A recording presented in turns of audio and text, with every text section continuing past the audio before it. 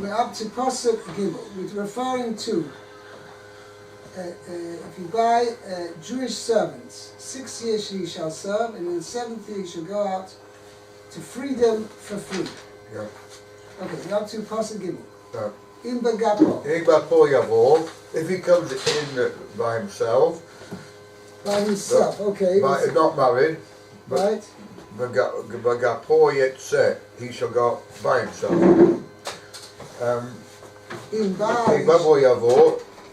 Oh, I'm sorry, I'm on the next page. Right. In Baal Ishahu, if he be married, the husband of a woman. In Baal Ishahu, if he is, he has a wife. Right? Yeah, so he's taught him more than his wife goes out with him. Yeah. Right. Okay? Now Rashi's going to actually point out what he goes out. She also is enslaved. Is she also enslaved, his wife? Well, but not enslaved like, be like him, he'd be, oh no, isn't she? No. No, we're going to see that she's definitely not enslaved. Maybe they gave him a woman to be, that she should make babies for the boss. No, that's the next person. Not married. That's the next person. We're talking about he has a wife, his original Jewish wife. Now, so, okay, let's see Rashi says. Now, Vegapo Yavo. If he comes in by himself, he's not married, Shelo Haya Vasu Isha. That is, that he's not married. Ketagumor im Bil Odori. As a Targum, he comes in alone. He came in alone. Rashom Vegapo Bich Gapo Bishnafo. So the term Before is like with his garment. It really means gaf is a wing. Referring to a bird. Kanaf is also a wing. But when you refer to a person who doesn't have wings, so what is the wings? Kanaf is his garment. Shaloi ba he came in just as he was by himself. The door wrapped in his garment, it's not big door, with the skirt in his garment. Right, with the knaf, right, the skirt. Knaf means the corner of his garment. But what it means is in the sense of, like we'd say in English, just with a shirt on his back. Right. He should go by himself. But before he should go out by himself. Magidus tells us, She'im lo haya nasui mithila, that if he were not married originally, when he came in, ein rabo moseh lo, his master cannot give him Shifra Canaanis, a Canaanite maid servant, lo li imena, to beget from her slaves, avadim. Now, we're going to see, as opposed to the case where we're going to see. If he is married, if he be married, Yisraeli, that is to an Israelite woman, he's taught him more, then his wife shall go out with him. No, so I should ask my question. Who brought her in? She doesn't have to serve as a servant. No. Only he was sold as a servant. And how the scripture relates. Eved Ivri, that he who buys a Hebrew servant, Hayav Bizmot Ishto, is obliged to provide food for his wife and his children. Right. So the question is he, like you asked us, I don't know, is he supposed to work for her? No, she doesn't work for him, master. No. Because any grown-up Jewish woman, right, a mature Jewish woman cannot work as a servant. No. Even we're going to see later that a person can buy a Jewish maidservant. Yeah. That's only a young girl under the age of 12. Who's that? The only Jewish woman who can be a maidservant is a young girl under the age of 12. That's the father's daughter, actually. The father has the ability to sell his daughter to be a maidservant. It's only if she's under the age of 12. Oh. Once she's the age of 12, she goes out. Okay? And certainly if she didn't become one before she's 12, she can't become a maidservant after she's 12. Okay? Yeah. Israel Meir. Big one is Israel Meir. No, there's not so big, whatever. Oh, number 6 is. Oh. Ah. אם אדונו ייתן לו אישה, master should give him a wife. Right? His master gives him a wife. He gives birth to sons. Right? And she bears him sons or daughters. The woman and her children shall belong to her master. And he goes out alone by himself. Okay? Says Rashi. Says Rashi. You have it? Yeah, אם אדונו ייתן לו אישה, his master should give him a wife. וכאן שהשוס ביד רבי שפחה כנעניס להוליד ממנו עבדים. And here we see then that his master has the authority to give him, right, to give him a Canaanite maidservant, I mean a non-Jewish maidservant, להוליד ממנו עבדים, from her to bear from her other servants that they will belong to the master. They're called Jewish? No, they're called Avadim. That's a very interesting thing. There's only two. Normally, we say that the pedigree of being Jewish or not goes after the mother. Goes after the mother.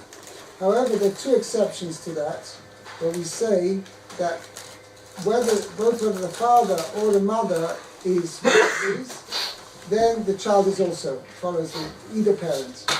One is over here. We have over here that if the father, either the father or the mother is an eved, the child is also an eved. Okay, one second. Let me finish. And the other thing is a mamzer. Either the father or the mother is a mamzer, and the child's a mamzer. My chavrusa told me that they do. So people that matzik them, that they don't have kids, they take a woman. If they are mamzer, they take a woman. They buy an evet. Right. So they buy an evet. People have done that. They buy an evet and they have kids from the evet. From the shivcha, you mean? Right. The shivcha. Right. And then. So then it says if the father's a mamzer and the mother's a shivcha, then the child's an evet. And therefore, in this way, the child is an Eved now. Now, the master can now release him, and he becomes a fully fledged Jew. And this way, you've gone around. People have done that. The question is, nowadays, is this whole concept of Eved is shy. So they say in South Africa, whatever, it's South Africa shy, because since they have certain, I don't know if nowadays, they still have servants, slaves? We had in Gush Katif. Why? In Gush Katif, there's a guy came from South Africa. He was from South Africa. His parents came to visit him 20 years ago. And there was a Schwarzer that stepped outside on the grass. What, they brought the Schwarzer with them, yeah. Okay. Rabbi, I'm very ignorant of the fact. I know ISIS, I've seen ISIS in practice. You know, obviously this is not to be compared. But to me it just seems totally wrong, not Jewish. I mean, I'm sorry to criticise because I'm trying to understand it. I'm speaking out of ignorance. To set up a second-class type of race, which it appears to me. I mean, he's breeding children and he's living with them for 6 years, and he's going to give them. I mean, it's like how can I put it? He's breeding children. To me, it just seems irreligious, very religious. So let me explain as follows. Can I explain as follows? Yeah. You understand there's a difference between a Jew and a non-Jew? Yeah. Now, if I tell you now that there's another category in between,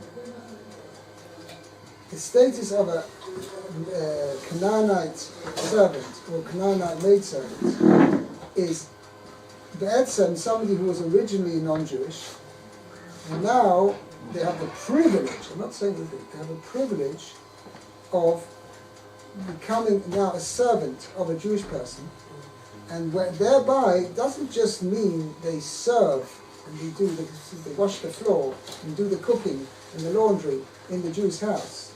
They have now a semi-Jew status. This is called when Shippa means Eved Kanani, right? When he becomes an Eved Kanani, he's got to have Mila, he's got to undergo Bris Mila, and he's got to go immerse himself in the mikveh just like a ger would. However, he's not like fully fledged like a ger, because he hasn't accepted upon all the mitzvahs. He's only accepted to a limited acceptance of the mitzvahs. But that acceptance requires him at least to do mitzvahs like a woman. The Eved Kanani, right? Once he does it, he's mechuyev mitzvahs like a woman. So what happens? One second. Yeah. Now he is now, as long as he still belongs to a Jew, he's serving as a Jewish the servant of a Jew, then he has a semi-Jewish status. So that's what we're referring to over here. Does he have a mitzvah? Does he marry a Jewish? It goes to synagogue to marry later on. What happens to him? So what happens is he can marry somebody of a similar status, i.e. a Jewish Canaanite maidservant. So he doesn't have bar mitzvah to have a... Well, he may have a bar mitzvah because before he's 13, right, he's not obliged in any mitzvahs. Once he's 13, he's obliged in mitzvahs like a woman. Just like a girl has a bas mitzvah when she's 12. So this maidservant is going to have a bar mitzvah. So he goes to synagogue, does he go? Yes, he does. But he's not the same full status. He has not the same full Jewish status. So therefore, in this semi-Jew status, so he has certain... so here we're referring particularly to a Jewish maidservant. On the one hand, he is considered like the property of his owner. And that's what we mean over here, that this Jewish maidservant, she is the property, sorry, not Jewish maidservant, this Canaanite maidservant, who now belongs to a Jew,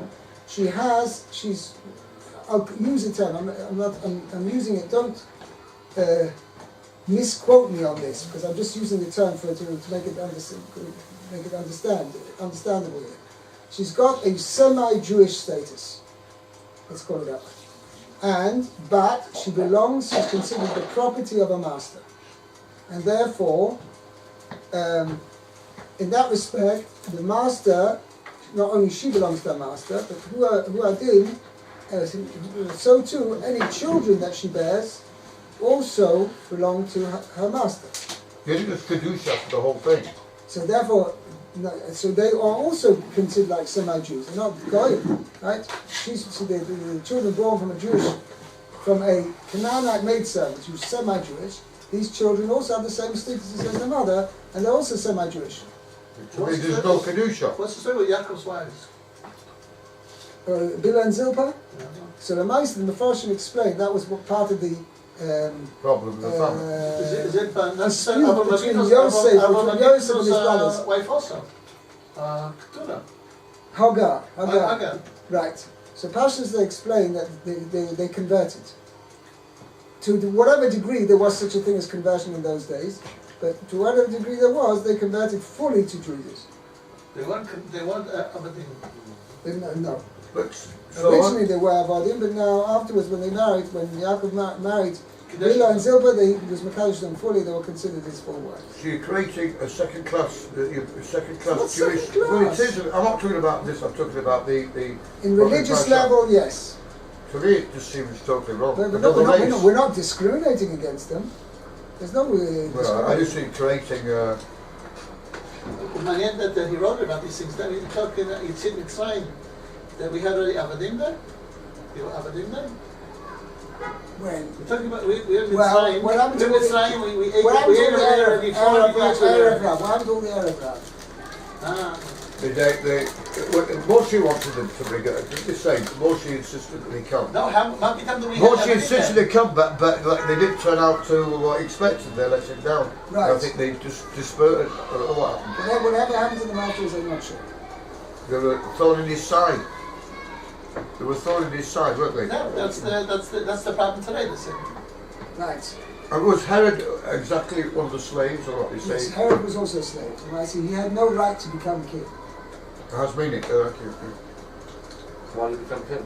Because he wanted to. He usurped the throne, as they say. He took over? Took over the throne. Unjust way, right? Illegal. Illegal, and not only that, with criminal ways. Okay, he wiped out the rest of the people of the descendants of the Hashmonaim. He wiped all everybody out. Not really. Okay. time. Yeah, you want to read the next passage? I read hey. Right, okay. ואם יאמר העבד אהבתי את השם, את אשתי, no, אדוני. את אדוני, סליחה, אדוני, את we didn't do the Rashi. Let's do the Rashi and Dalit. אם אדוני ייתן לאישה. ואם אדוני ייתן לאישה, מכאן שהרשות ביד רבו, למסור לו שפחה, הכנענית להוליד ממנו עבדים. It's clear that his master is allowed to give him a ship of nice to be able to bear from her further servants. Ella is maybe it's referring to he's allowed to give a Jewish servant. No, it can't be. Talmud Lema Yeshiva Ladonel means the woman, meaning this maid servant, and her children will belong to her master. Ha'ina medaber ela v'kananis. Ivriya, the Jewish servant, afi yotze l'shesh. ואפילו לפני שש, סימונים יוצא. שנאמר אביך, העברי או עברייה, מלמד שאף העברייה יצא לשש. Did they have to... By the way, I'm surprised Rashi brings that. I think the Rashi was good at this. Why can Rashi say Pashut? If she goes out before she gets signs of puberty, so it's not sure if she can have children. Whereas as soon as, in other words, she's not at the stage, she's not at the stage of maturity, right, that she can have children when she goes out. So how is it possible that the maid servant and her children, she's not sure to have children? So Rashi doesn't mention that. What's the story? He used to sleep with the Balabait used to sleep with the Avedot, you know? No. That means why not? It says he can give an Evet Ivri is allowed to marry a Shifcha Kananis, but a regular Jew not. And he used to, and these people, she got to make them before him? Yeah. But when his workers had to make them. Yeah, she kept him in Tara. She had to keep them. Yeah. Okay. Then we got to that. Well, when are you closing your book? It's your turn. Oh, you went? Yeah, I know, yeah, let's go on. I have to fly. Okay. Well, where we took out, sorry. No, I'm going to be strong now, just a little small passing. Vav. Hey, we're up to here. All the best. That's it. Yisrael Me'er. B'momo yomar ha'evet. What's okay? Omar yomar. If the Eved will continually say, I love my master, and my wife, meaning as Rashi is going to explain, my Canaanite wife, maidservant wife, Lesbonai, and my servant children. Lo yeitzei chofshi. I don't want to go out free. Okay, so Rashi just says one thing. Who's Ishti, my wife? We're not talking about his true wife, meaning the wife he had, which he had when he became a servant. So his wife, who he received now by the master, and that's why he doesn't want to leave. Okay? Says Rashi, once more Rashi here, as Ishti, the last word on the page there, as Ishti. As Ishti, Shifcha. Right. Because obviously, if it's referring to his own wife, there's no reason why she doesn't go out with him. Right? It says that his wife goes and Yotze Ishtaima, his wife goes out with him. So why does he need to say, I don't want to leave my master because I love my wife? Must be talking about a wife who's not going to go out with him. And that must be referring to the Canaanite maidservant, not to his real Jewish wife. Okay? Now, so here we're referring to a servant, a Jewish servant who says, I don't want to leave after 6 years. So it says Pasuk Vav, Yaakov. So he says, he saw Adonav, then shall his master bring him, El HaElohim, to the judges. He saw El Haderet, and shall bring him to the door, or El Hamazuzah, or to the doorpost.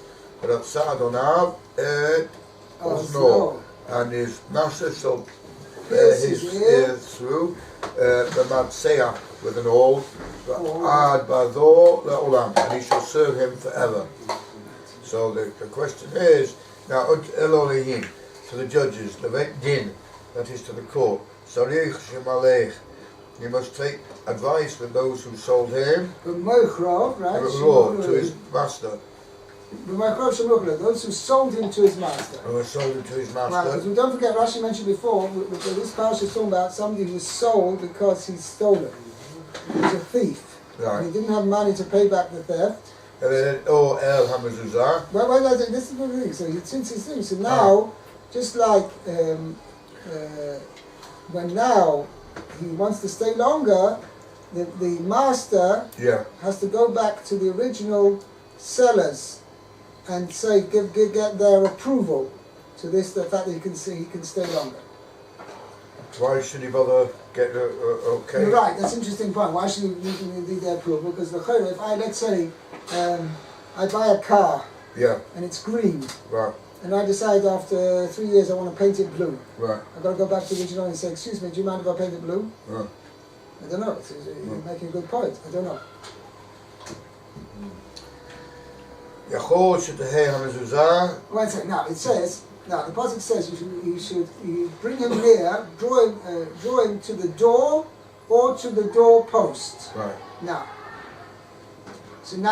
what am I saying? Yochoi, this is Rashi. Yachol shetahei hamezuzah k'sheira. I might think that the doorpost is allowed. L'ritzoa oleho. To pierce the ear upon it. Right. Talmud loima. Our scripture states, and thrust through his ear and into the door. Right, now where's that mentioned? Not here. That's mentioned in Exodus when they leave. No. Oh, sorry. In Deuteronomy, no? Oh yes, sorry. Deuteronomy 15:17, sorry. Right. It says another parsha about Eved mentioned there is in Parshas Re'eh. Right. So that says when Asata Ozno Vadeles. Put the awl into his ear and to the door. Right. So it's mashma only door. Vadeles v'loy ba mezuzah. And not into the doorpost. Oh, so what does it mean over here? Ma Talmud loyma. So what's the teachers? Right, what's the teaching over here of it says Oya la mezuzah? Hikish delet la mezuzah. Ma mezuzah mu'mad. Mad avdeles mu'mad. It compares the door to the doorpost. Just the doorpost is perpendicular. Upright. It's upright. Delet mu'mad. The door must be upright. Upright, which means as follows. So, had the Prophet not said it, I might think, you know what? He could put a door on the operating table and lay him on top of the door, and then the person pierces his ear into the door. So he fulfilled. He put his ear, he pierced his ear into the door. No, but we don't have him from the fact that it says into the doorpost or into the door or doorpost. Since the doorpost is only a doorpost when it's upright, similarly the door we're referring to over here must be an upright door. So the Maisa, the piercing must be done when the servant and the door are both upright. And his master shall bore his ear through with an awl. That is the right ear. Right ear. Or a no shell small, maybe it means or perhaps not but the left, or perhaps not but the left ear. Right. Maybe it's rather friendly. Ozen. However, scripture states ear, and ozen elsewhere. Phrenology. What's it called? An analogy. Yeah. Right, between two similar words in two different places. Then I count it stated here. And his master shall bore his ear, ozno, through. Right. V'ne'emar b'mitzorah. Right, we said regarding the Tzorah that also to knock ozno hayamonis. Right? Yes, the tip of the right ear. You've got to put the blood and the oil. Yeah. Right, when the Mitzorah gets purified and it's clean. To be cleansed. Yeah. Right, when it's cleansed and it gets purified, so you put the blood of the sacrifice and the olive oil on the right. On the right ear. Yeah. Tnuch. You know what the tnuch is? Where's the tnuch? Tnuch. Yaakov, where on the ear do they put it? On the lobe? No. Ah. What's called the concha, in this part here. Or where you're here, like you're here. That's where it's actually where his hair is pierced as well. Isn't it painful? It is certain. You mean here? Well, it's there. Where you're here. This is a Mayanayamid. So here it is. But the point is, we want to impair his hearing to a certain extent, as we will see in a second. Just as it is the right ear. Afkan Hayamani. So here it is the right ear. Here too is also the right ear. Omara Ozen Ratsa. And why was the ear selected to be praised? Because Sha'abra rather than all the other limbs. Rabbi Yeshua ben Zachai said. But Amar Reb, not Yeshua. Amar Rabbi Yochanan ben Zachai said. Ozen Zot. This ear, Sheshama al Har Sinai. This ear which heard on Mount Sinai, Lord ignore, thou shalt not see. Steal. Yeah, when I go, Tadseah. Well, he went and stole. Let it be pierced. Teiratza. Yeah. Let his ear be pierced. How did he steal? What? How did he steal? What do you mean? He got stole, that's why he got... With sticky fingers. Okay? That's why he got the slave. No, before he became a servant. Why was he thinking he had to be sold? We're talking about somebody who sold himself. When he sold himself to servitude, or then Shashama al Sinai, the ear which heard on Mount Sinai, Kili b'nei Israel avadim, for unto me the children of Israel servants, v'halach v'kana. So yet he went and acquired a door, not small, Teratseah. Teratza, he should have his ear. A master for himself, let it be pierced. Yeah. Rabbi Shimon Hayad or now, 1 second. So that's one pshat. Yeah. And the reason why the ear is pierced, because this person, this servant, who either stole or sold himself, to a certain extent he is ignoring what he heard at Har Sinai. So that we tell him, this ear which heard at Har Sinai, you mustn't steal. Or you heard at Har Sinai, you mustn't sell yourself. You have to be my servants and not servants to other servants, right?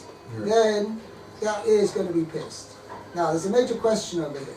If that's the case, why doesn't he have his ear pierced straight away? Because he's already doing servitude that when he's working. No, this is talking about after 6 years.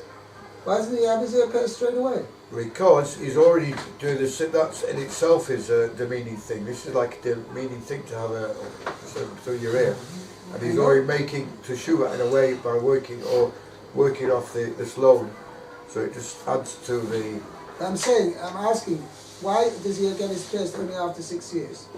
This person he stole 6 years ago. And he sold himself 6 years ago. Because he wants to continue being a slave.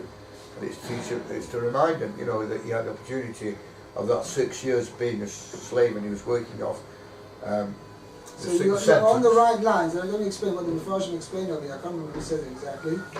But the idea is as follows, that when a person stole, right, or if he sold himself, it could be that he was doing it out of desperation. Yeah. Right? He stole because he didn't have anything to eat or whatever. Or he sold himself, he was worked really hard up. So now, however, after 6 years, you're not really hard up. He's not hard up anymore, right? He became a servant. He's been through rehab in the master's house. The master's treated him well, and now he's not in a position where he's desperate anymore. So why is he continuing to be a servant? The answer is obviously he doesn't mind it. So now the point is, as long as you were a servant per force, we can't penalize you for the fact you became a servant because you did it out of desperation. He stole out of desperation or he sold himself out of desperation. And now that he's shown, it's not so bad here. I'll keep on going. Then we say, you're a naughty boy then. Yeah, because we're told shouldn't be slave to slaves. Huh? We shouldn't be a slave to slaves. That's one thing. And similarly, we mustn't steal. But now we punish him for having stolen, because we see that the desperation aspect was not so serious in his eyes, because even if now he's not in a desperate situation, he still wants to continue to be a servant. So we tell him that, so you mean the fact that you stole and you knew you were going to have to be sold as a servant wasn't so bad to you. Okay, now we're going to punish you for that. Well, the other thing is, why do they have all this? There are lots of things that we commit, Jews commit in those days. Why do they make a big issue about servants? Servants. I mean, I know the reason. I know there's a reason. One reason. What do you want to say? Well, theft it has a lot to do with Lashon Hara. It's all theft is to do with many things. If you think that of all the things that are connected to thieving, to stealing, you don't have to steal physically. You can steal somebody's life, like you can steal. You know, you can steal somebody's prestige. You can steal by Lashon Hara. Yeah, you can steal speech. Well, no, I'm talking his prestige, his honour. You can steal somebody's honour. I'm talking about with any other penalty, you don't get the same treatment as all of the 6 years. That's what I'm saying. I hear what you're saying. Right. So I'm just trying to think. Another amazing thing about that is, all this sort of thing. Because stealing, if you know, was the whole thing of the flood. Right. I can't explain it very well, but I've read somewhere. Because it says, so Gezel is one of the worst, so that's why it picks on this, and like I said, the whole thing about receiving the Ten Commandments, you ought to be a slave to slaves. Right. You know, okay, let's finish the Rashi here. Yeah. Right, so, because Kamino Mer, this looks like a jewel that is a precious ethical principle. Rashi says, in parentheses, what's on a kasha tzara mavusim, a posy of fragrances, shetolim mitzava letachim, which are worn on the neck as an ornament. Women used to wear, what's it called? Necklace, right. It's a necklace, it's what do you call it? I think it's called a posy. Oh, is it, right? Yeah, like you put a little... what's the idea of that? It's a little pouch of spices. Oh, yeah. So it means it's such a... it's a geschmackavot. Yeah, that's what it means. Kamin choymer means a geschmackavot. Right. Okay? Ma nishtanu deles. Deles. We call kelim shebabayis. Why dafka does he have his ear pierced against the door and the doorpost rather than any other objects in the house? Omar Kodesh Baruch Hu. Kodesh Baruch Hu. Deles u'mezuzah shehayu eidim b'Mitzrayim. Right, the door and the doorpost who were witnesses in Egypt. Kesheposachti ala mashkev, when I skipped over the lintel, and the two doorposts, and I said, why did I say to the Jewish people? For me, or the children of Israel served. Because the children of Israel should be servants to me. Yeah. My these are my servants, for Lord Adim, and not servants to servants. And yet this man went. You can know a door that small, he required a master for himself. Then they were not saved if they have, let him be pierced in their presence. Lord, you should serve him forever, until the Jubilee, or Eno Ela, or perhaps not, but forever in its usual meaning. Talmud means, literally means forever. Yeah. Talmud Loma no. And he should return to his family, Magid. This tells us. The 50 years are called forever. Meaning, when Yovel comes, the 50th Jubilee year, that's called forever. Right. Not that he should serve him all 50 years. We shall serve him until the Jubilee. Whether be close, whether the Jubilee be close, only 1 or 2 years off, yeah. Or bein mufla, whether the Jubilee year be 40 years off. Yeah. Then that's how long he's got to serve. Sure. And we'll stop here right. Interesting. No, it's very interesting. I can't remember exactly that it all pertains to stealing, whatever sin we do. Yeah. Okay. One of the things I can't think. What else? Many things. What basically we're saying, anything which encroaches on somebody else's property or encroaches on somebody else's territory, domain, that's a get of stealing. So if a person, Lashon Hara, a person encroaches into somebody else's personal life, Right? That's a form of stealing.